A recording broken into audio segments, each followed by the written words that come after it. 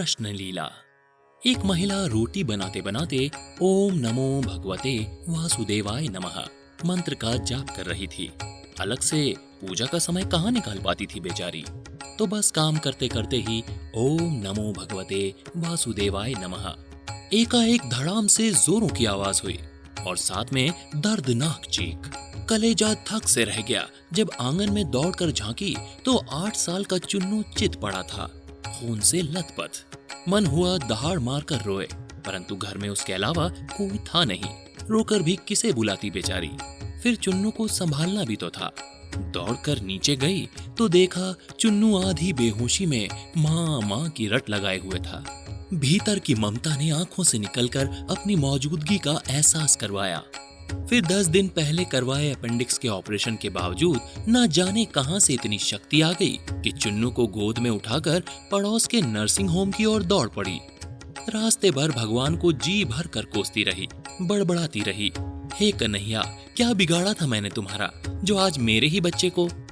खैर डॉक्टर साहब मिल गए और समय पर इलाज होने पर चुन्नू बिल्कुल ठीक हो गया। चोटें गहरी नहीं थी, ऊपर ही थी, तो कोई खास परेशानी भी नहीं हुई। रात को घर पर जब सब टीवी देख रहे थे तब इस महिला का मन बेचैन था।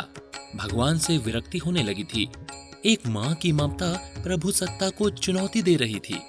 उसके दिमाग में दिन भर की सारी घटना चलचित्र की तरह चलने लगी। कैसे चुन्नू आंगन में गिरा कि एकाएक उसकी आत्मा सिहर उठी। कल ही तो पुराने चापाकल का पाइप का टुकड़ा आंगन से हटवाया है, ठीक उसी जगह था जहाँ चिंटू गिर पड़ा था। अगर कल मिस्त्री न आया होता तो। उसका हाथ जब अपने पेट की तरफ गया जहाँ टाँके अभी भी हरे ही थे ऑपरेशन के।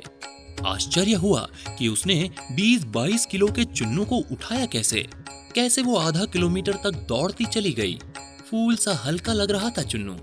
वैसे तो वो कपड़ों की बाल्टी तक छत पर नहीं ले जा पाती। फिर उसे ख्याल आया कि डॉक्टर साहब तो 2 बजे तक ही रहते थे और जब वो पहुंची तो 3:30 बज रहे थे। उसके जाते ही तुरंत इलाज हुआ, मानो किसी ने उन्हें रोक कर रखा हुआ था। उसका सर प्रभु चरणों में श्रद्धा से झुक गया। अब वो सारा खेल समझ चुकी थी। मन ही मन प्रभु से अपने शब्दों के लिए क्षमा मांगती रही। तभी टीवी पर ध्यान गया तो प्रवचन आ रहा था। प्रभु कहते हैं, मैं तुम्हारे आने वाले संकट को रोक नहीं सकता, लेकिन तुम्हें इतनी शक्ति दे सकता हूँ कि तुम आसानी से उन्हें पार कर सको। तुम्हारी राह आसान कर सकता हूँ, बस धर्म के मार्ग पर चलते रहो।